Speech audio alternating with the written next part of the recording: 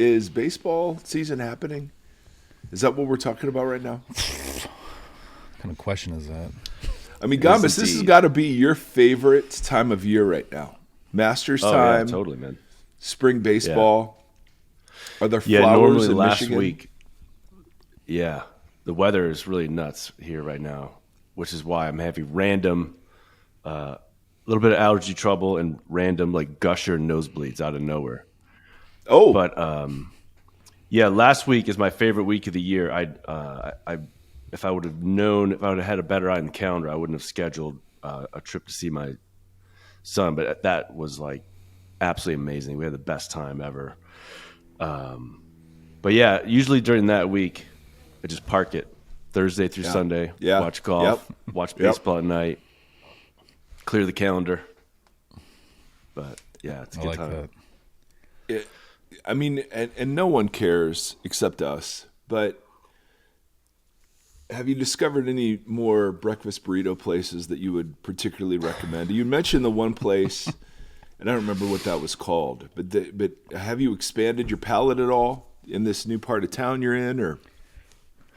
Let me think here. No, about 3 weeks ago when I was in New Mexico, I found a spot which was I thought that my delight might initiate the rapture sequence, but we're still here. Wow. That was incredible. I felt a tremor. I felt a tremor 2 weeks ago. It was like a rapture misfire. Yeah. Yeah, I think the rapture, since it's an older, early 20th century thing, it's still operating on like a hand crank engine. And so it has a couple of misfires at the start. A couple of false starts. God's just churning butter. Yeah. No. There's a place on the west side of town that I need to try, but I've not gotten there yet. Okay. Yeah, all right. Sort of in the lull. Yeah. Yeah, I'm sorry for that. Okay. Yeah. It is okay. It is okay. So Gombis, what's happening? What are you doing? Are you teaching? You're not teaching this spring, but you're teaching this fall and the teaching summer. this summer. I'm teaching a course for Fuller Seminary on Ephesians, which will be a lot of fun. And what other books do you like recommend outside of yours? But like, what other books do you have people read for that class? That's really tough on Ephesians. I mean, there's a brand new book out by a commentary by Lynn Cohick that's out. Yeah. I'm going to be using that.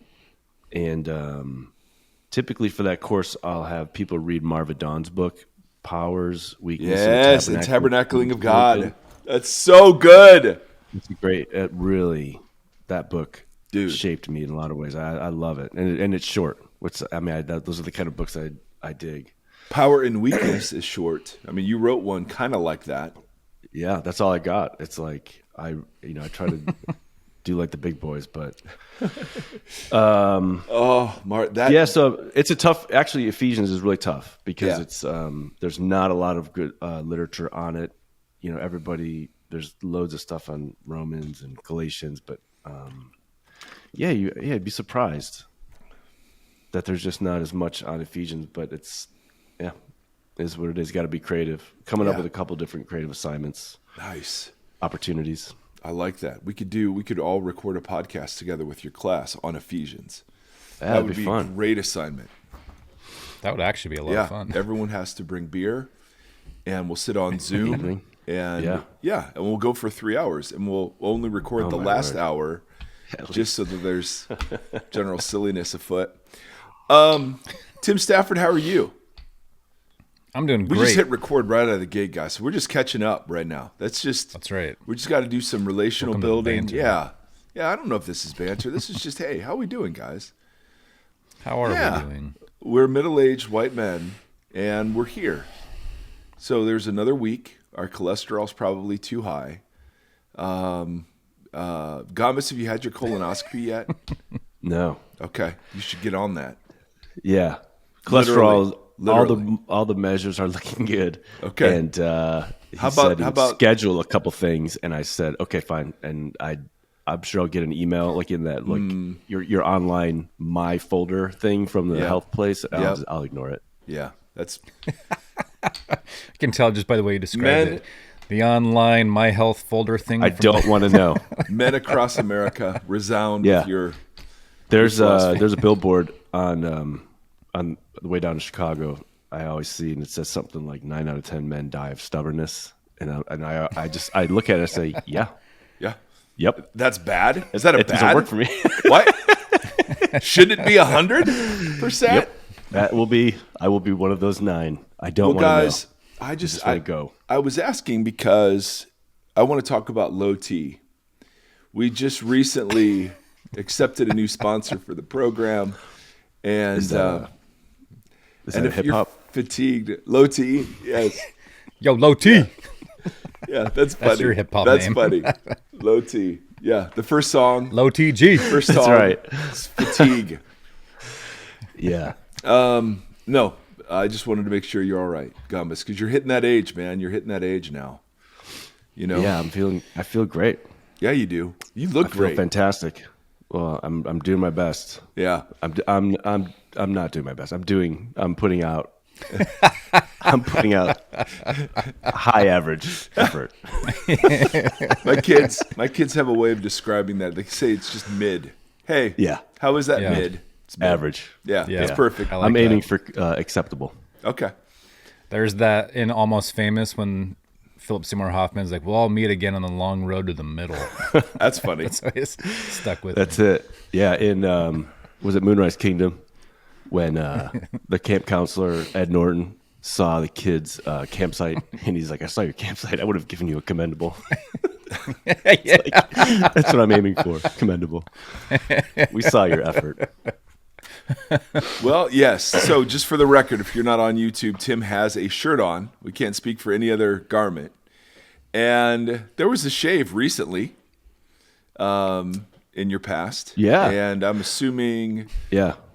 I'm assuming Just your this hair- morning, I'm taking a Whoa. trip. Right after this, I'm packing.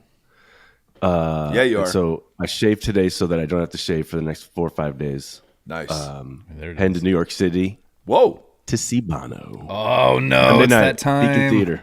Oh, wow. So jacked up, man. I cannot even believe it. Yeah. It's gonna be amazing. That's going to be fun. He's a singer, right? Yes, he's part Okay. of a group. Okay. Just checking. Yeah, it'll be and, good. And it's baseball season. group. Tim, we've got big questions for you. And, you know, we sit, we ponder, we ask Jesus for answers, and then Jesus says, why don't you ask your friend Tim Gombis? And we say, that's fair. Yeah, I That's eat fair. that cruel. Delegated He authority. pauses churning butter for a second just to say, Yeah. go ask Yeah. low Let me TG. set Yeah, the let me set the low rapture TG. issue Okay, aside I for a got it minute. now. I got it now. Yes. Yeah. The rapture machine's about 5%. So we need another breakfast taco from New Mexico. Now I'm just picturing the guy in Princess Bride when he's like slowly cranking sucking the life out of them. The torture machine. Yeah. You guys are amazing. I am going to transition, however, into our topic for today because Dr. Gombis, we have we're so freaking grateful for you and all the work that you do and your podcast. And if you're new to our podcast, you need to go listen to Tim's podcast, which is Faith Improvised, and highly recommend it.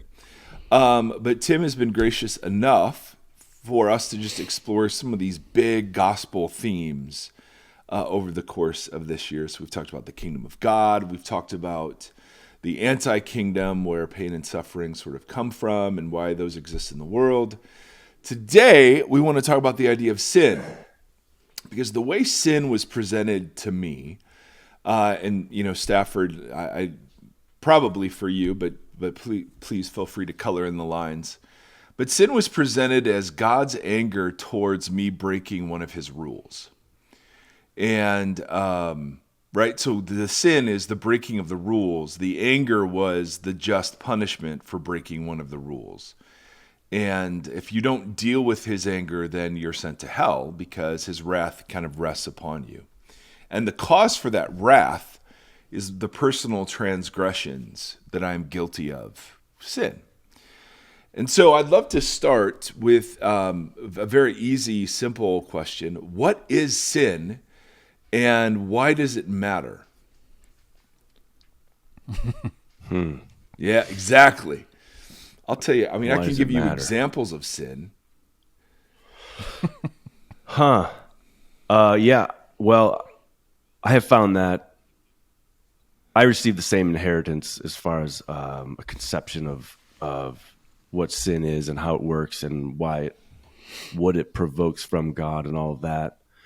And I think that for me has been just entirely unhelpful. Mostly because it just doesn't represent God well. It doesn't represent people well. It doesn't represent sin well. It doesn't represent Yeah, salvation. Well, salvation, and also like God's desires. I mean, I almost said expectations. There's a sense in which that framework sort of has God having expectations, and use the term rules, but it's like there's so much in Scripture where God sort of has aims for humanity and desires and even in a sense kind of like dreams or ambitions, but yeah, it seems like that also that way of thinking also partakes of that individualistic framework where it's like I mean, I was thinking about this earlier, Mike. You probably did this when you were in seminary. It's like you took anthropology, and it's like, what is the human? yes, And it's like that's such a profound in the evangelical tradition and in the tradition that evangelicals inherited in the Western theological tradition. That I mean, that impulse is strong, where everything sort of begins with the human. Yeah. So start from here, yeah, and then like do Work like out. a real super scan of what's inside and what are the parts and the will and where does sin come, and then it goes out from there. totally. And I was thinking earlier that when we encounter sin first in Genesis 4, it's not something that humans do. It's this entity that's there that Yes. shouldn't be there. And so it's like And it seems active. It's crouching, and It's it has got- a desire. it has a will, it has Yeah. intention, it has it has desire, it's scheming, and it's and it's an active agent that is sort of entered the scene, entered the stage, and doesn't have a history and shouldn't be there.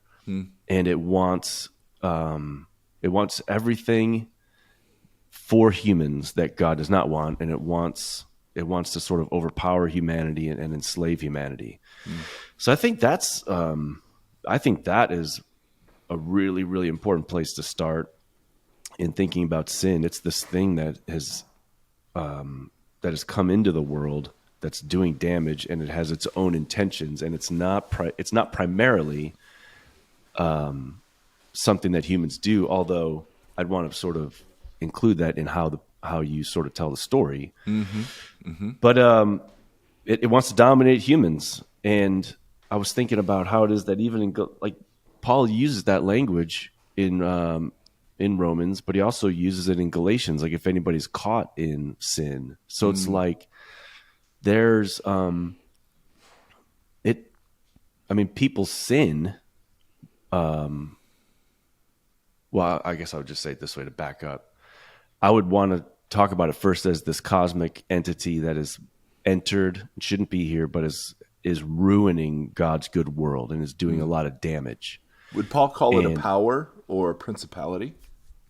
I Or think would it's he- the way that I read Paul is I think there's a sense in which the powers and principalities are slightly different, but like the power of sin is like in league in some weird twisted way that's hard to explain.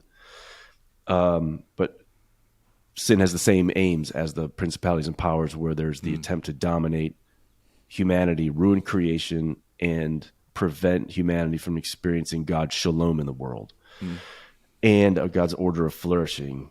I think it's really important to resist at every point talking about sort of I would like to resist ever falling back into or feeling the need to sort of include everything that you would have experienced, Mike, in like that in the anthropology section. Yeah. Like, okay, I learned all that about sin. Therefore, okay, there's also this cosmic element. Now let's revert back to talking about the individual. Right. I feel like it's important to me to sort of stick with the biblical storyline as it progresses. So like Israel was called, Israel was called to experience God's liberated order in the land. And they were told what sins were and how to be redeemed from them and how to sort of experience God's restoration. And also, well, just to sort of step back to God for a minute, it does, rather than seeing like God has expectations or rules for humans or even for Israel in Torah, he has this way of life that is flourishing, and outside of that way of life is what it is to be caught in sin, and to be caught in sin is to experience wrath. Yeah. And what is interesting to me is that there are a number of mentions of wrath in the New Testament that are not attributed. That it's just like this, from a cosmic perspective, there's like the space of new creation, and outside of that space is where the influence of sin and death are, and the human experience of what it is to abide in that space is wrath. So, Can I interrupt you for a second? yeah, In that telling, wrath then is less something that God does out of anger and more something that's a state of affairs. yeah, that it's sort of like a dynamic. exists. Oh, dude, of course it's a dynamic. Of course it is. Yes. We it's need a- to search for a synonym. No, But there it's is an there are operating none. principle. Right, but it's more than that. Well, I mean, yes, I could see operating principle, but it's almost an ontological, like, place of standing. Like you Yeah. are outside new creation, and you stand in sin, death, the powers, and that the word that describes that whole operating system is the word wrath. Yeah, yeah. I think about it as sort of like the air that's in that space. Right. And it's like you're just affected by it, and it's got you. It's not like the lure to live in that way is, that looks like freedom. It looks like fulfillment and happiness. So we step out into destructive patterns of behavior, which is sin. Those are sins, and it's like sin just generates wrath. It's generative of that experience. And so, it's kind of like the air that we breathe in that space. It's sort of characteristic of all that's at work there. And there's something about even like the announcements, like in Genesis 3, of what the humans now are going to experience. The way that God talks to them, the way that God announces the consequences to Israel for how they followed the gods of the nations and lived, conducted themselves unjustly. All of this is like God's brokenhearted announcement of what they are asking for. It's not like God is sort of up there neutral and like, if you do good, I'll leave you be. If you step out of line, I'm going to just send like thunder. I'm going to come after you or something like that. That's so good. It's sort of like this is the experience of walking in that other way, of living those other patterns, and it's generative of all the things that destroy humans and human community and human relationships. Yeah, and that's all wrath. So wrath is at work outside kingdom space. So sin is an interloper. It doesn't belong here. It has some sort of enslaving power that, would you say it's internal to itself, like sin itself enslaves, or would you put agency to sin? And does Paul use that conception of agency? Yeah. Right? Doesn't he? Does he do it in Romans? He does in Romans 7. One other place, but in Romans 7 for sure, where he talks about sin seizing an opportunity. Yeah. Yep. You that's know, right. took what did it do? I can't remember what it did to the eye. So there's the eye talking, and it's like sin. Yeah, he seized this opportunity, and it did all the stuff. It wanted to enslave me. It wanted to prevent. It wanted to generate division. So yeah, it has like this. It's this disembodied. I don't know. The cosmos is just so mysterious. The world is mysterious, and it's like this is how. These are the descriptive tools of a first century Jew and how they talk about it. Yeah. You know, so it's but like there's a sense in which it also has hooks in us. Sin is spoken about in scripture, like objectively, we do these things. This is a sin. But I just want to say it's part of a complex of things that we wrap ourselves up into, and we will experience sort of the I don't want to say consequences, but you experience the deadening way of life. Yeah. The deadening. It's like a ramification. Well, but it's a result of. Yeah, but it's built in. That's the thing. It's not. Oh yeah. It's. I mean, jumping off a tall building. Yeah. Nothing externally happens to you, except that you experience the gravity that's always there. Right. Right. So. But you also experience the ground as it hits you. Yeah, but it's not like something external to you happened that's forcing you to fall. It's just already there. There's no judge watching saying, "All right, I'm going to make you hit the ground." Right. Yeah. So the ramification and result of jumping off the building is that the ground smacks you, but that's not a judgment. That's because external. You jumped. That's the yeah. Can I ask a quick question? A quick one. Because we're cooking right now, Stafford. I know, but it's based on where you guys are. With what is the like? To what end? Like, so if sin has this kind of is this thing that pulls, and is it just like if it has no goal or end result, or it can't triumph? Like, to what end is it operating on? Is it like the Joker in The Dark Knight, where it's just like some people just want to watch the world burn? Yeah. Like it's just about chaos? Is that what we're talking about?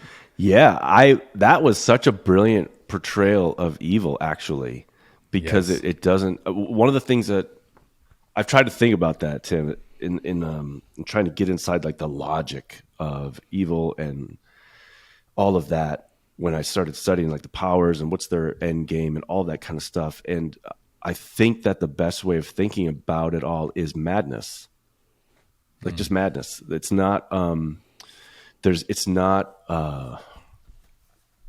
no way to psychologize it and come up with that logic doesn't work. You know, that's not the way you get to your end. And I think that those kinds of portrayals of evil are really subtle and helpful, because that's sort of how this works. It's like, some men just want to watch the world burn. Or like Cormac McCarthy's, what was that? The Blood Meridian, where you've got the judge. And all he's doing is like, the only thing that he does, he's got that journal and he's like drawing pictures of things. And what he's doing is taking them out of creation. Like that, it's like, what? What's the point of that? And he just destroys everything that he's near. And there's not an end. There's not. The end is destruction. The end is just. The end is grasping. I think that the lesson that we learn from that is that like that way of life of like grasping and controlling and power grabbing, and in relationships or in community life, that is partaking of a dynamic that doesn't have there's not a way that gets you to like a healthful result. Power grabbing does not get you anywhere. It just destroys. And so like learn that lesson, because that is to partake of madness, and you're going to share the end, which is the wrath. Entities that and the process is experiencing wrath. Yeah. In the process, and the end is wrath. Like that's why in Ephesians 2 and Paul talks about like walking in death. It's like that's both the realm, it's the present experience, and that's the end. Yeah. So we are by nature objects of wrath. which always sounded like, ooh, God's pissed because we sin, as opposed to, no, we actually stand objectively in wrath. Yeah. Yeah. Yeah, it's the space that, totally.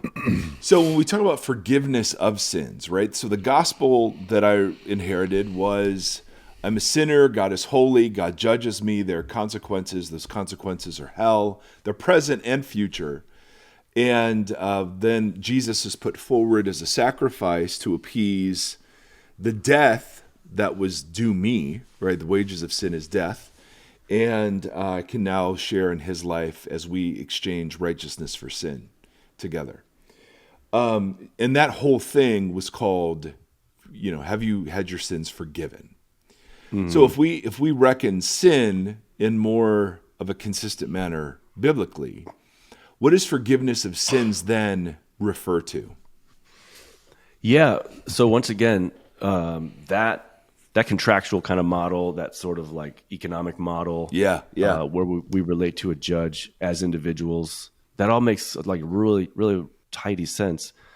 But it operates completely out of the biblical context, where and doesn't recognize the place that forgiveness of sins has in the biblical narrative, particularly with Israel. Yeah. And so like, giddy up. Yeah. God tells Israel, I had all these intentions and aims for you to be the agency whereby I would reach out to the world and draw them back into my love. But your, pervasive injustice and your persistent idolatry have put between you and me your sin. And so I can't use you as this corporate agent. And so when they're sent into exile, what's interesting is that at that same time, there are always righteous people who are having their sins forgiven. Like there are people like Jeremiah is operating at that time, and you got the biblical prophets. So there are righteous people who are getting their individual sins forgiven, and all of that is possible. But there's a time in the biblical narrative where God does not have a corporate agent that he's using to reach out to the nations. And so the announcement of the forgiveness of sins in the New Testament does not have to do with individuals can now get their sins forgiven. I love this. Because even in the Gospels, there are believers who are righteous. Simeon and Anna are just two examples, and to say nothing of Joseph and Mary. Yep. And whoever else is just not mentioned. And so anyway, the temple apparatus took care of all that, which I know is hard for a lot of us to get our heads around, but that was actually taken care of. But the announcement that of the forgiveness of sins is that God is now reconstituting a corporate people. I love it. It's like it just partakes of a different. Yeah. So just to say, in the Western tradition, it's like this complex narrative dynamic that has so much to do with Israel and like non-Western kind of ways of thinking was all hollowed out and deflated and thinned out and became this kind of contractual process whereby the individual could take care of his before God problem. Yes. Okay. Just cut out a ton of other stuff.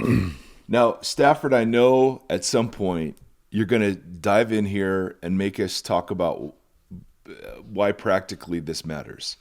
But before you do, there's more theory to explore.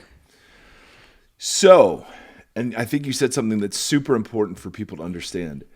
The the temple apparatus took care of forgiveness of sins. Yeah. That wasn't the issue Jesus was solving. Now, that's right. So what is happening when Jesus will look at the woman who anoints, him in the middle of a dinner party and says, your sins are forgiven?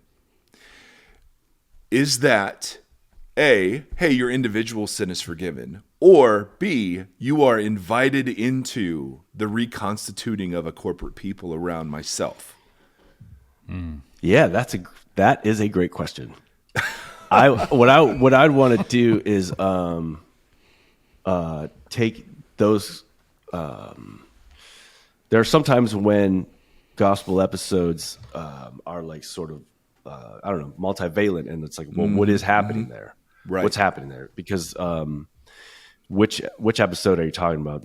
Each of the four accounts of that are just they have their own. So let's say dimension. Luke 7. Luke 7. So like in Luke, I think in Luke she's a sinner, and so the sinful woman in that town interrupts and the so dinner it's party. like she is a person that everybody socially recognizes as being cut off from God's people because of her, what she's caught up in, whatever it is. And it's like, and so when Jesus is saying that, he's just like, it's a status. He transfers her social location. You're not outside. This is like a remarkable thing you've done. Your sin, like you are now part of the reconstituted people. Like you're now in space where the air is forgiveness of sins. Like you're part of God's reconstituted people. So in the new creation space, we can label that space forgiveness of sins. Mm-hmm. And the old creation space that's passing away, we can label that wrath. Yeah. So forgiveness of sins is a place of standing, just the way wrath is a place of standing. Yeah, absolutely. Yeah, It's like the air. It's like the oxygen in new creation space. Right. Yeah, and it's a rich notion. Oh, because it's a rich notion because it does have to do with like, yes, I am, fully accepted in the beloved, but also we are now joined to one another in ways that are intimate and like absolute. I'm part of this corporate people. Yeah. All right, let me go one more step, Stafford. He's got the look. Look at him. I'm just listening. All right, so this is beautiful, Gombis. This is why we pay you in heavenly rewards. So when we talk about what Jesus did on the cross, and we've asked you about this before, we have one entire episode in like 280s that is just Tim Gombis blew our minds, I think is the title of it, about why Jesus had to die. Like we've had 400 episodes. So like, oh wow, you have a playlist, guys. Now I know you do have a playlist. We're a big deal now. So you talked about this before, but let's wrap it in the package where the terminology we're just using. So when Jesus dies on the cross, I thought forgiveness of sins was achieved because God had to take out his wrath on somebody for him to be fully just. So forgiveness, that's literally what we were told. Yeah, forgiveness meant that he took it out on Jesus and therefore didn't have to take it out on me. Right. Now, if we construe forgiveness in a much broader sense, because we've construed, sin thusly, then what the work of Jesus on the cross in forgiving sins gets narrated how? In light of those new categories. Yes, so I would have I would have said earlier that it was the death of Christ, let me just say the second part first. I would have said earlier that it was the resurrection of Jesus and the pouring out of the Spirit that created the new covenant people of God. Yeah. But what's interesting to me is I don't think you could find that in the New Testament. It actually was the death of Christ. So in the death of Christ, this is why all the judgment is kind of loaded up on Jesus. Jesus destroys the present evil age, or deals it a death blow. It's going to go down over time. Yeah. But in the death of Christ, Jesus sort of signals an end to the present evil age, and he initiates the new creation age. And it is the death of Christ that creates the people of God. So that's why baptism becomes the most important picture. Because you join him in that. Yeah, you're sort of identifying with the death of Christ. But also, what's interesting is Paul actually makes this connection, which is in a stunning way, when he talks about, in two places, where he talks about in 1 Corinthians 11, the way that the church is enjoying, the way that they're practicing the Lord's meal. When they gather to, it's supposed to be a whole meal. When they're gathering, they're shutting out the poor. The wealthy Corinthians are shutting out the poor and then give them the leftovers, and they're partying like they would normally enjoy a meal as like just secular Corinthian people. And Paul says you're doing it wrongly and you're inviting judgment on yourselves. Mm-hmm. And the way that you should be practicing it is to sort of join everyone together and have the rich and poor seated next to each other, because that is the body. That's the actual reality that Jesus created when he died. Oh, so good. Excuse me, this new social entity that has been created. And then he says, when you do it that way, you proclaim the Lord's death. Mm-hmm. So it's like, because the eating of the meal as the newly constituted people of God is the proclamation of the death of Christ, because it was the death of Christ that created that thing, the church. Mm-hmm. And then also he makes that connection in Galatians 2, where at the very end, where Peter, he talks about his confrontation of Peter when Peter was eating with some Jewish Christians and non-Jewish Christians. And when then some people from the Jerusalem church came, he was intimidated and removed himself from the non-Jewish Christians. And Paul connects that directly to the death of Christ. And he talks about how that's an offense against the gospel. And then talks about how if righteousness, or if this rectified entity, the set right entity, could have been achieved through Torah, then Christ died in vain, because Christ died to create this new entity of a multi-ethnic people that's joined together across the lines of social class and gender and ethnicity. So yeah, Jesus died to create the new creation people of God, the church. And that's why, so that's what achieved forgiveness of sins in the corporate sense. Yeah. Beyond it's what created the church. And in that new social entity, that's where we all enjoy forgiveness of sins, where we all enjoy this new relation to God. But also, I mean, that does tap into what our mission and purpose, as far as being God's agency in the world that is drawing the nations back to God. Okay, Tim, this is my last one. Okay, I'm talking to Stafford right now. Stafford, he's ready to launch. But I just have to get one more in here. So let's talk about a specific sin. All right, and let's talk about how. So when I was a young man, pornography, masturbation, like those were the big sins. Premarital sex, that whole sexual package was like, literally and metaphorically, was evangelical. Yes, that's the big one. Was the issue. Big ones. And sin, was construed as my failure to uphold a standard of purity or holiness. And so my discipleship was learning to sin less in that respect. Right? Sin management. Yeah, totally. And obviously there's a place where Paul is continually advocating for new creation behaviors to be put on and old creation behaviors to be put off. Yes. But let's say I engage in pornography. You and I've had this conversation before. How would we construe discipleship apart from the legal contract? Because I used to hear all the time, well, your position in Christ never changes when you sin, but the fellowship you have with God changes. Your sin still separates and interrupts the fellowship you have with God. And so that was the reason you didn't want to sin, is because you would quench the Spirit or grieve the Spirit or whatever. So yeah. Right? I get it. I've heard all that stuff before. I always am asking, like, what does that look like? I don't know. It's just all these terms that there's in the real world. I don't know what that looks like, but totally. But I thought that was what the Bible. Yes, totally. That's what I was all taught. So let's narrate that scenario around these new understandings of sin, forgiveness, and salvation. All right. So let's say, because the 1 John 1:9 thing, if you confess your sins, he's faithful and just and will forgive you.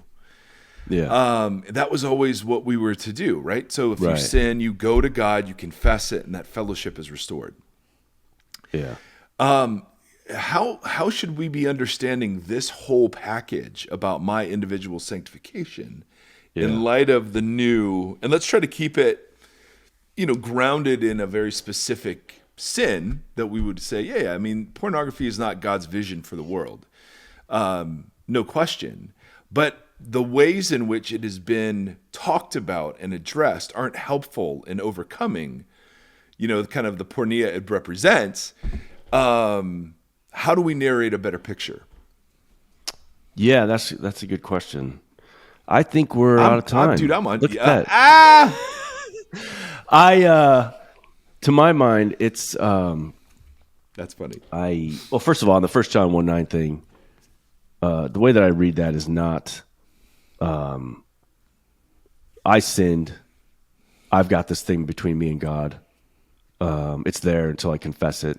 I confess it. Now it's gone. Right. It seems more like John is talking about a fluid pattern of life, where as a routine, I'm part of a people that confess sins, and then God, in my experience, God is the God who's constantly forgiving my sins already, and I'm already living in this place called forgiveness of sin. So it's like this. These are patterns. They're not like, well, this is between you and God until you mention it. It's more like, communities that confess sins are communities that are always cleansed already, even if it's like Thursday and you haven't gotten to Sunday yet to meet and confess sins as a community, but whatever. To my mind, it's like, I guess I want to think positively about what does it look like for me to be a flourishing person and to enjoy the richness of corporate flourishing in my community, and have healthy relationships, and be a person that in my community is an agent of goodness in the lives of others. And I'm also the kind of person where I am open to the goodness that others have to give to me. And I want to operate in my community in like gift exchange. That's my dominant thought. Yeah. We're just sort of mutual gift givers. Mm-hmm. And also I feel like, I've learned a lot about God's intense passion for among the people of God and in the world to experience justice and wholeness, and God's first inclination to hear the cries of the oppressed and those who are mistreated, marginalized, excluded, overlooked, forgotten. And in my world and in my region, in my church experience, that's not me as a white man. I'm centered. And so I want to play my part well, and I want to have healthy relationships with women. I want to have healthy relationships with women. So when I think about certain practices and patterns of life, I don't want to be the kind of person who, and I want to be asking myself, like, what does healthy sexuality look like? What is that? What brings me flourishing? And how would that look in the varieties of seasons of life that I'm in? And I'd want to ask, is anything that I'm using or furthering, like say pornography, is that fostering what God hates, that is injustice against people that are vulnerable? And I know that gets into, I didn't know this until a couple years ago. I know that gets into a whole other discussion about, I came across someone sent me a podcast about some Christian folks talking about their use of pornography and defending it. I just hadn't heard that before. So I'm like, I'm a fairly open person. I'm like, well, I want to ask all kinds of questions. I guess there are productions of pornographic, of porn that are non-exploitative. I'm not, I'm not interested in exploring that. But I feel like that's just fair. I fair to say. But I guess I don't want to prioritize one over the other, but I, as an individual, want to be thinking about what's the healthiest I can be personally. And then when I engage in community and in relationships, what's the healthiest agent I can be, an actor? Because I really do want to be an agent of goodness in the lives of the women that are in my community. And I don't believe that my sort of, if I were to ask, like, what does pornography do to me? Mm-hmm. As far as like, well, I guess a prior question is like, what is sexuality? And that's a part of an experience of intimacy and connection. Yeah. And then, and that's for my flourishing and my goodness. And then what does pornography do to that and to me? Perhaps by giving me short-circuited experiences of near intimacy, but not intimacy. And then it isolates. Yeah. And it's sort of one way. And then also, when I think and then I'm thinking about the community, like my engaging of any kind of material is always making me this kind of person or that kind of person. So it's like when I am part of my community, will this affect how I view other women? I don't know how it can't. And so those would be the ways I would think about everything, but I would not think in terms. I think about. I had a pastor when I was in college. He just said it's about the video, not the snapshot, which I thought was really helpful. And it's like, as I imagine myself, I don't imagine any longer like legal ledgers in heaven, where it's like, oh, geez, got one in that category. Got to get rid of that. Got to get more over here. Yeah. I think more in terms of these cosmic spaces where I am. In Colossians and Ephesians and in Romans, Paul talks about putting off the old humanity, this way of behaving and its practices, and then putting on the new humanity. And so I'm just always thinking in terms of like shedding some things and replacing other things. Confident that as I'm in that process, I am inhabiting this reality called forgiveness of sins. But I'm not so concerned that, I guess personally, I'm less concerned with like, oh, I did that. Gotta say it to God. Mm-hmm. Do you know what I mean? Mm-hmm. So that it's sort of it's not between us anymore. I think more in terms of, I'm in this process of transformation. I know that I have God's approval and I have His embrace. That's settled. What I'm going to do is if this or that is an issue, there are one or two people that I will talk to, dear friends, that I won't say, I'm not looking for your accountability. I'm not wanting you to ask me about this. I just want to say this out loud. Just create some vulnerability and to sort of maybe generate some momentum along the line of, taking care of some things personally. Mm-hmm. But yeah, it forces that private into the public. Yeah.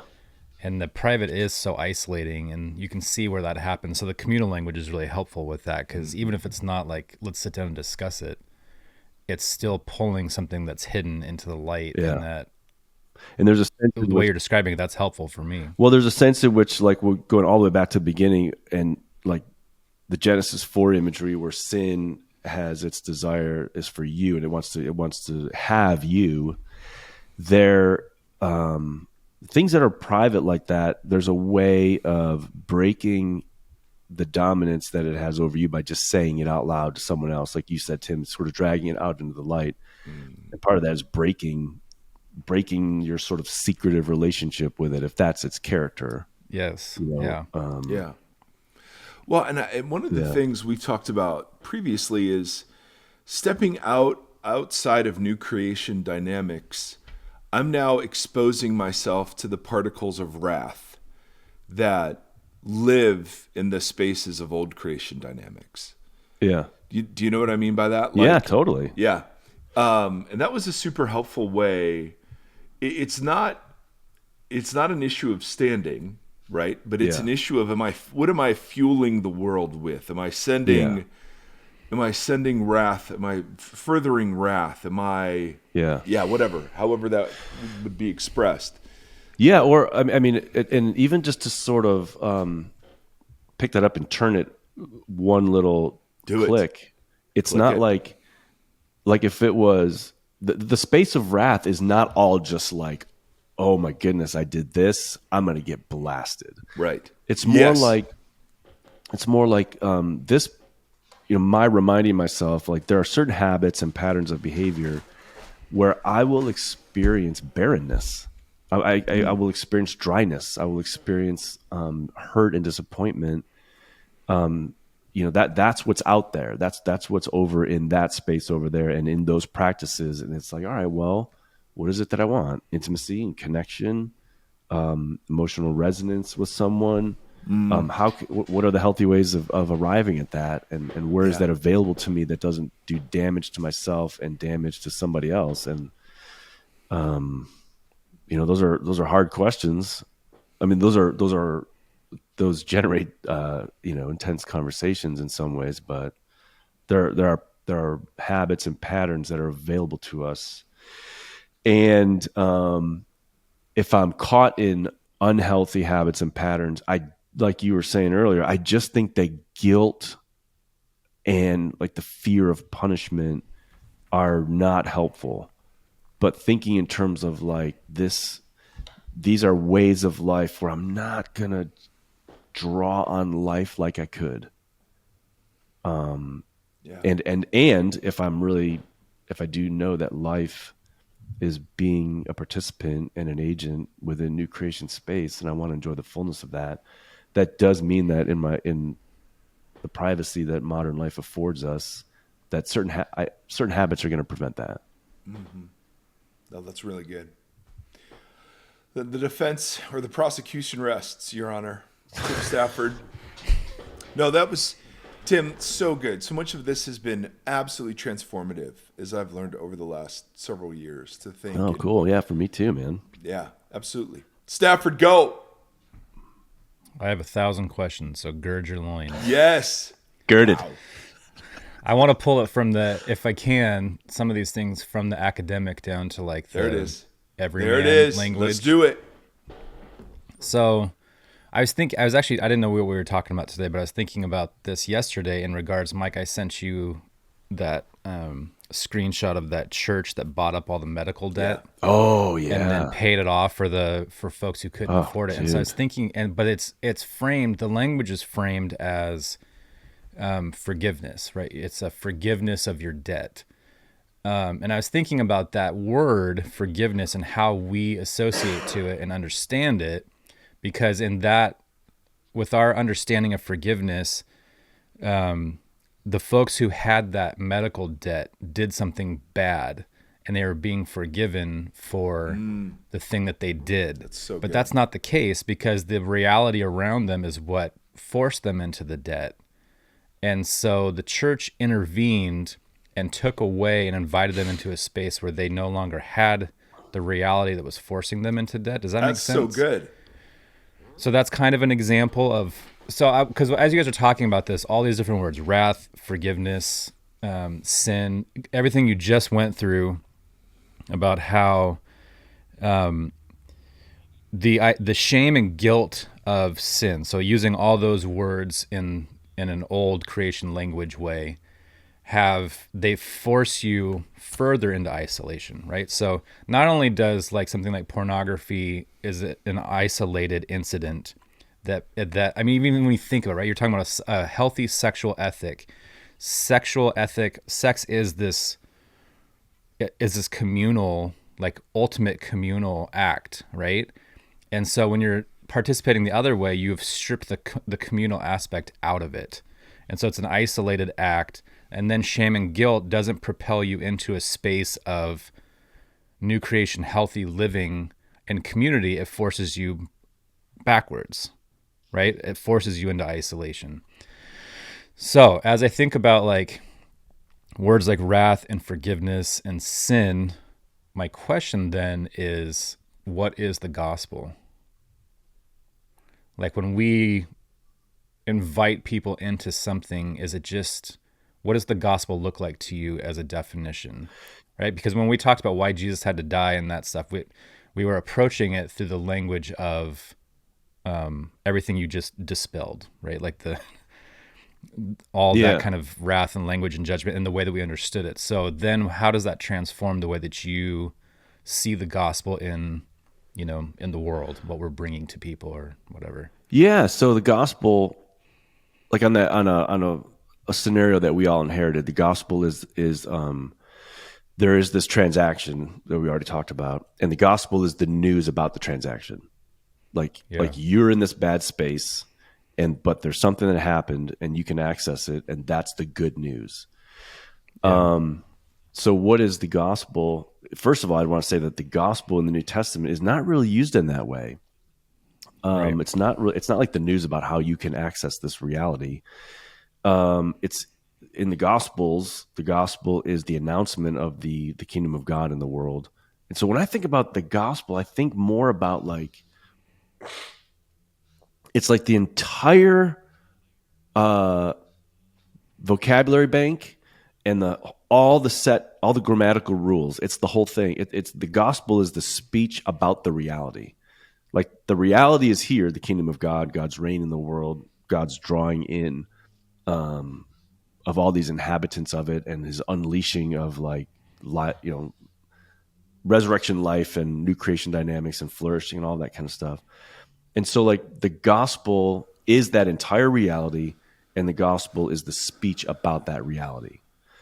I don't think it's just this entrance formula, but it's like if we were to, and I think it takes a lifetime for all of us to get to know it and to learn its vocabulary and to learn its grammatical rules, because they're all counterintuitive.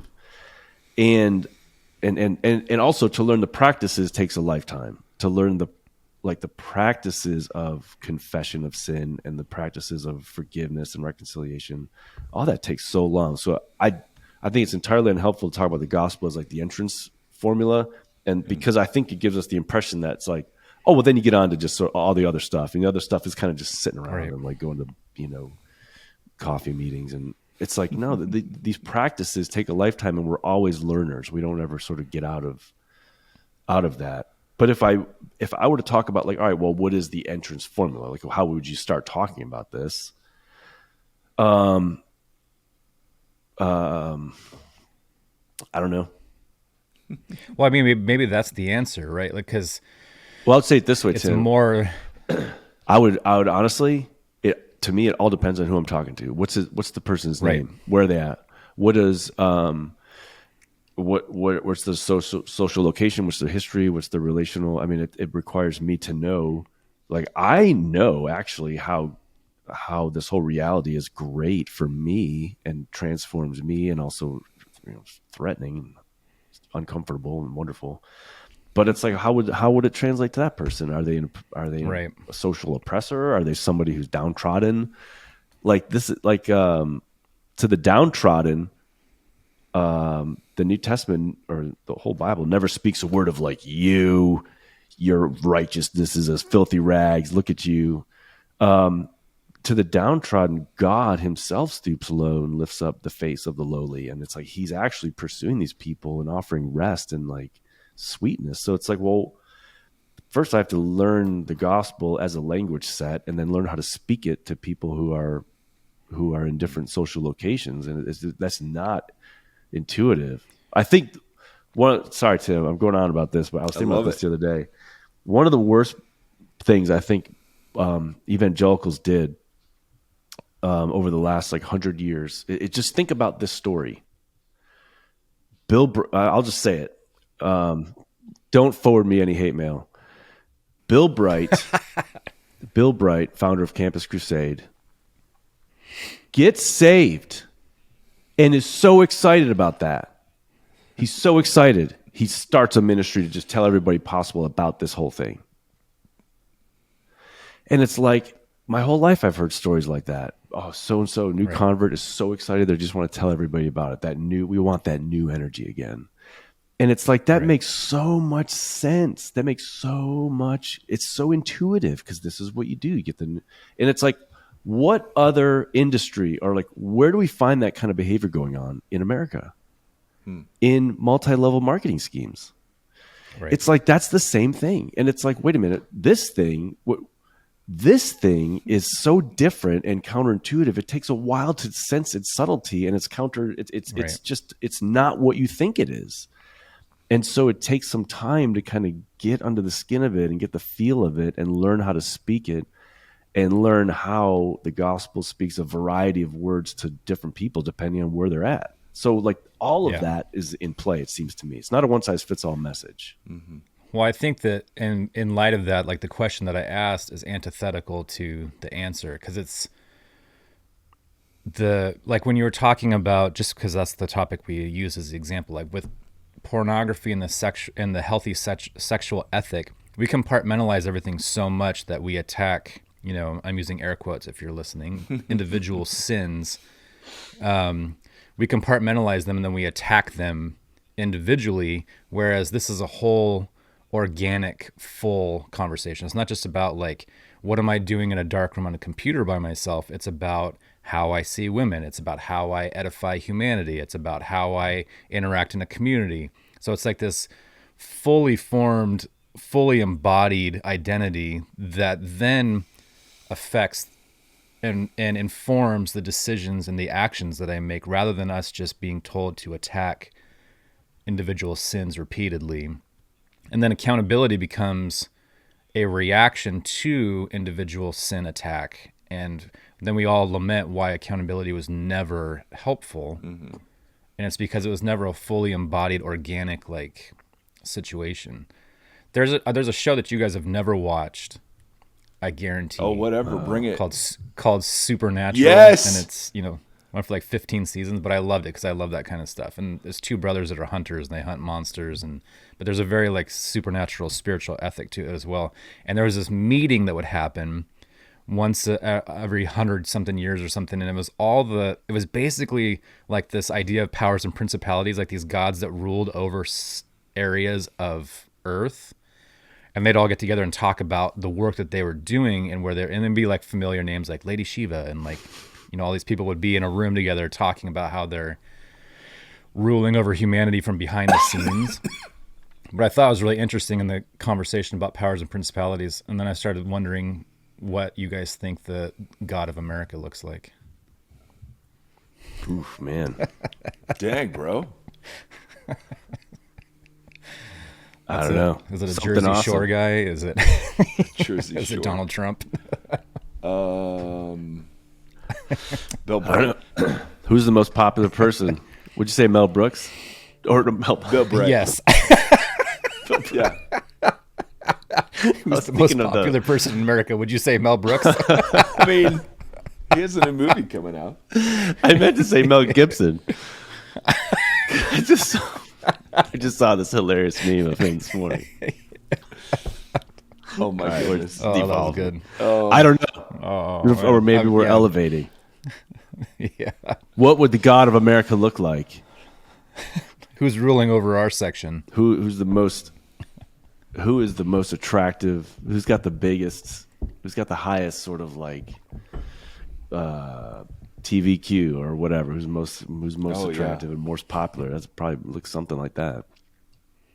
I don't know. Probably a white man.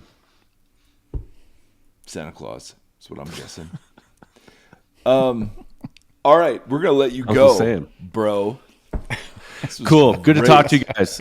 I'm gonna pack and I'm heading to New York City and I'm so jacked up. This is gonna be the best. I wanna hear a full report after. Oh man, I am so excited. It's gonna be I can't even believe it. I feel, you know what? I feel like this.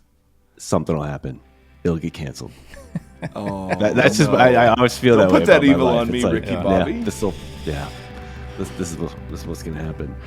But shake and bake, low TG. Shake and bake. That's funny. Good Lord. Man, hanging out with you guys is always the best. Seriously, love you guys. Love you too, I just man. have so You're much the fun. best. Thank you. Thanks Have a for good trip. taking time with us. We love it. It's so Absolutely, great. I do too. All right, I'm out. Later. Thank you for listening to this conversation. Voxology is a 501c3 nonprofit organization that is supported by listeners just like yourself. If you'd like to partner with us, you can do so at patreon.com/VoxologyPod. facebook.com/Voxology. You can also join the community and hang out and chat with us on the socials. facebook.com/Voxology podcast and on Instagram @Voxology. Thank you for walking the long road with us.